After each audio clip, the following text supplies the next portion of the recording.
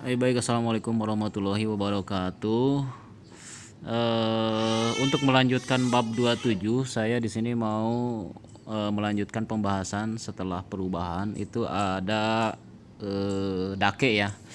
Di bab 27, bab 27 ya. Nah, di situ ada sika ya. Nah, untuk sika di sini ada beberapa persamaan, yaitu ya, yang pertama dake ya, persamaan daripada sika ya. Kemudian ada juga nomi ya.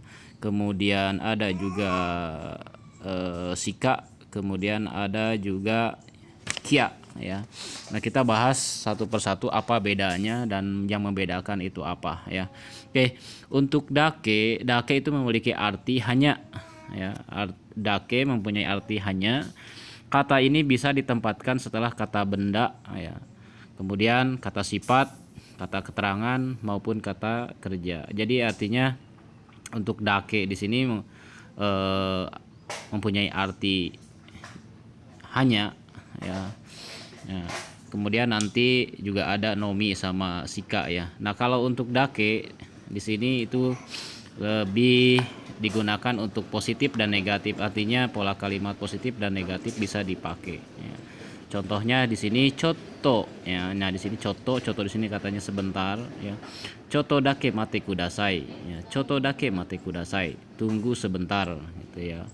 Nah, kemudian contoh yang kedua, kino sushi dake tabemasen deshita ya. Kemarin ya, tidak hanya makan sushi saja ya.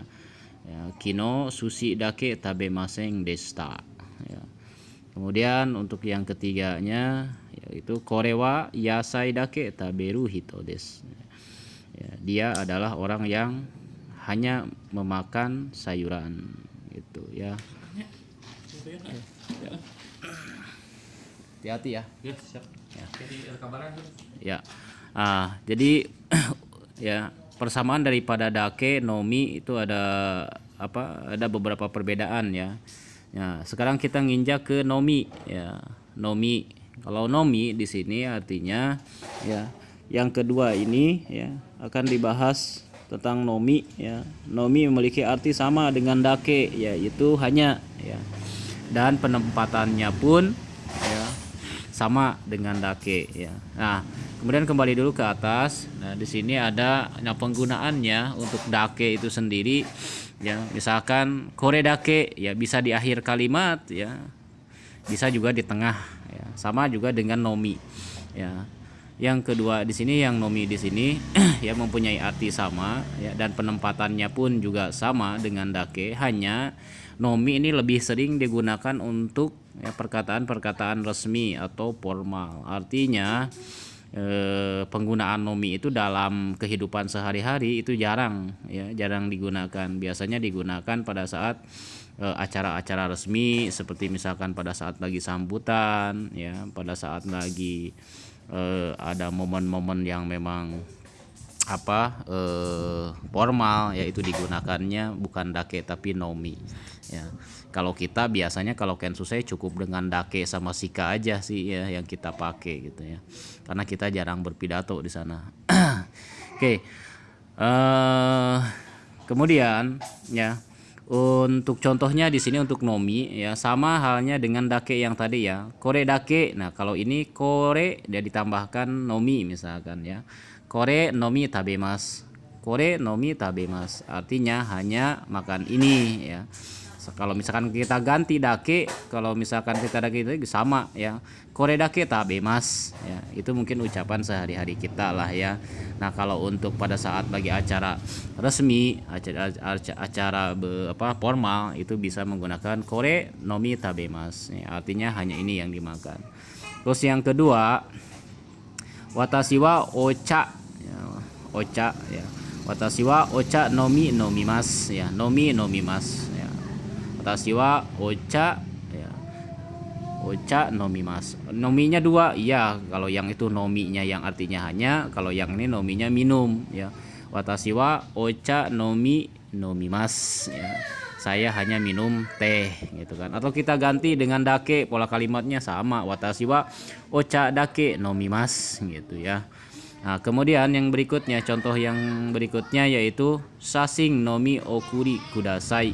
Ya, tolong kirimkan fotonya. Misalkan waktu itu ngirim foto, bukan ngirim foto, ngambil foto aja, mengirim foto. Misalkan orang ini pingin melihat hasilnya, ya bisa menggunakan pola kalimat ini, sasing nomi okuri kudasai, gitu ya.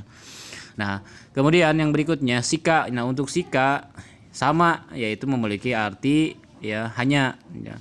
Meskipun artinya sama, namun sika agak berbeda daripada dake dengan nomi ya. Tentu beda. Kalau untuk dake dan nomi itu bisa digunakan bentuk positif dan negatif ya. Nah, untuk sika di sini meskipun artinya sama ya dengan dake dan nomi yang di atas ya.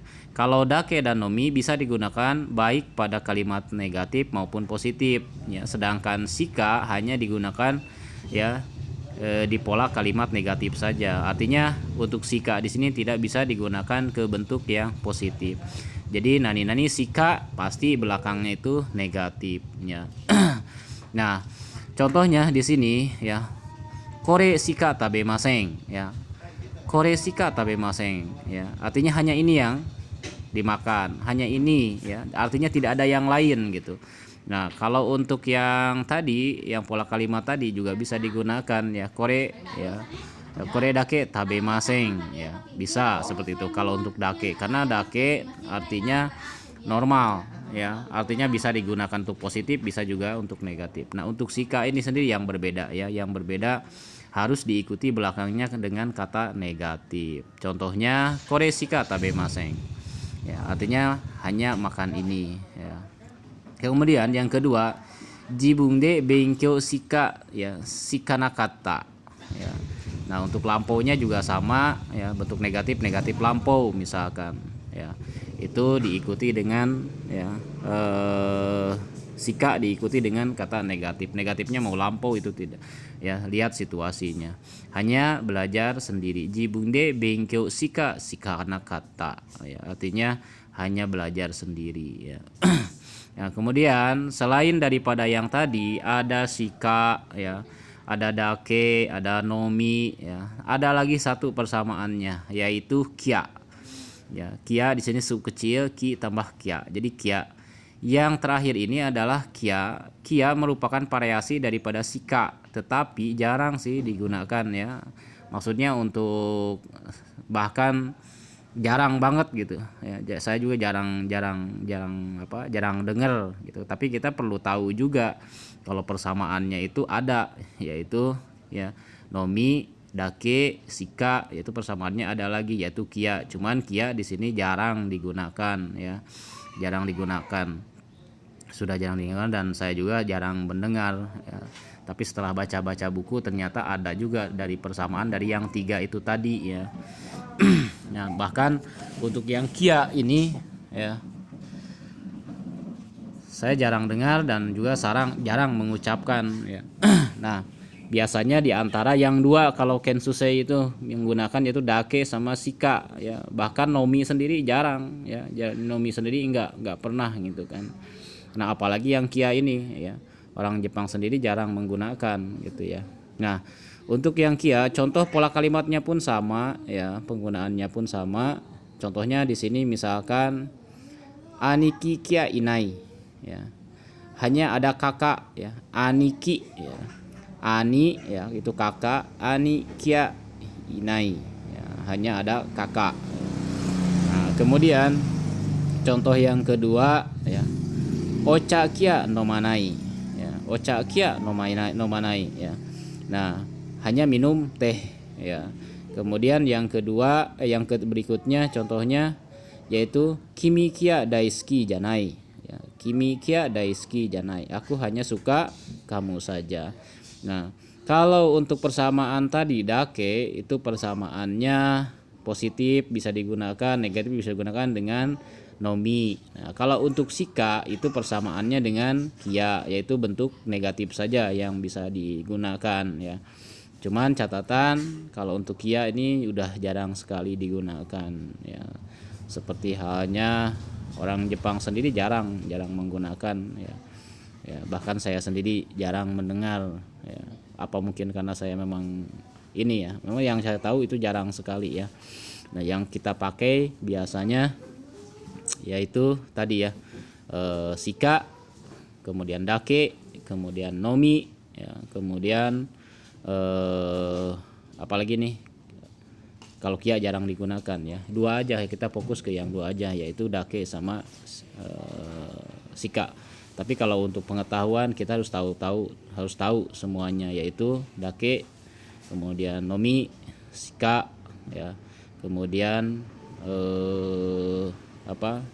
kia ya. Oke. Saya ulas lagi ya. Kemudian dake di sini mempunyai arti hanya sama artinya ya. Kemudian contoh kalimatnya choto dake mate kudasai ya. Kemudian yang kedua, nomi mempunyai arti sama juga, hanya ya, contohnya di sini kore nomi ya, tabemas ya. Atau yang ketiga sika, kalau sika di sini hanya tapi diikuti dengan kata belakangnya yang negatif, kore sika tabemaseng. Kemudian yang ketiga kia ya, contohnya yaitu ya ani ya, aniki kia inai ya, hanya ada kakak ya. Nah itu aja mungkin ya untuk pelajaran ininya ya.